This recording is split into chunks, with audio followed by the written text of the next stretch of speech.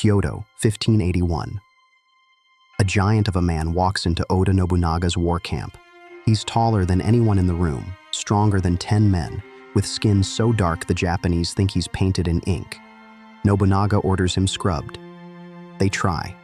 It doesn't come off, and instead of ridicule, Nobunaga laughs and makes him his samurai. Sounds like anime, right? Except this happened. The man was Yasuke. His origins are debated. Some say Mozambique, others Ethiopia, or even South Sudan. He likely came with Jesuit missionaries from Portuguese colonies in Africa, through India, then across the seas to Japan. In an age when most never left their village, Yasuke had crossed oceans. To understand his story, you have to zoom out. This was the Sengoku period, Japan's warring states era. Picture dozens of regional warlords, each with their own armies, castles, ambitions. Nobunaga was one of the fiercest, brutal, cunning, modern.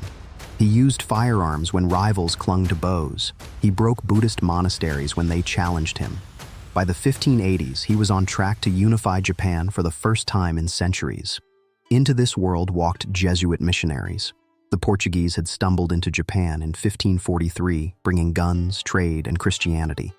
Jesuits like Alessandro Valignano saw Japan as a prize, civilized, wealthy, and strategically placed.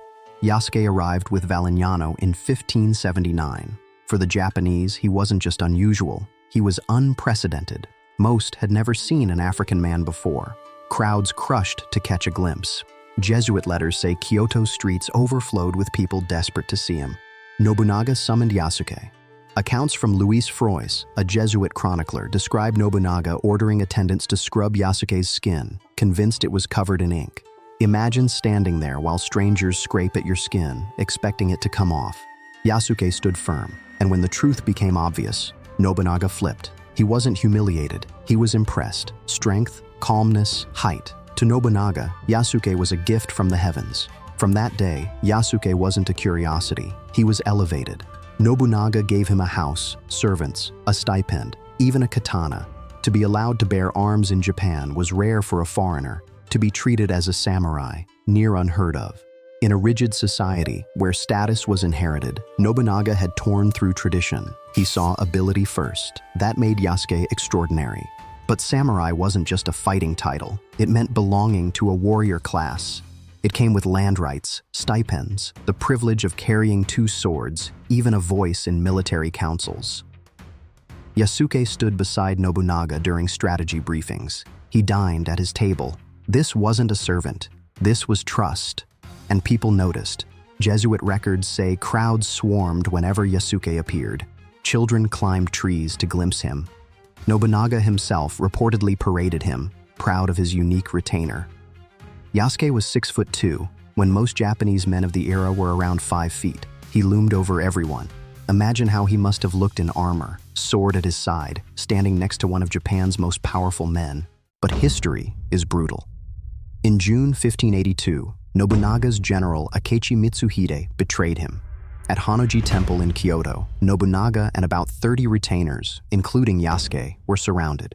Nobunaga, realizing defeat was certain, committed ritual suicide. His son did the same. Yasuke fought by their side, but it was hopeless. Here's where Yasuke's trail goes cold. Captured by Mitsuhide's men, he wasn't killed. Reports say Mitsuhide dismissed him as not Japanese and handed him back to Jesuits in Kyoto. And then, silence. No records of exile, no grave, no legacy written in temple logs. He disappears. Some speculate he returned to India, others that he lived quietly under Jesuit protection. History closes the book on him. Except, he never really disappeared. Folklore kept him alive. Stories of a dark-skinned warrior serving Nobunaga floated for centuries. And in the modern era, Yasuke became legend. Netflix gave him an anime. The video game Neo let players fight alongside him. Children's books retell his rise. Afro-Japanese communities embrace him as a symbol of belonging. Today, Yasuke is bigger than myth. He's a bridge between cultures. So what do we make of him? Yasuke challenges neat categories. History wants to file people into boxes. Japanese, African, samurai, servant. He broke them all. Was he a rare anomaly? Just one African man elevated in a strange twist of fate? Or was he the visible tip of a hidden web, showing that Africa, Europe, and Asia were more connected than we've been told? His story forces us to reconsider who belongs where. A man who walked into Kyoto as a curiosity, fought as a samurai, and vanished as a mystery still shapes debates centuries later. What do you think? Anomaly or evidence of a wider untold story?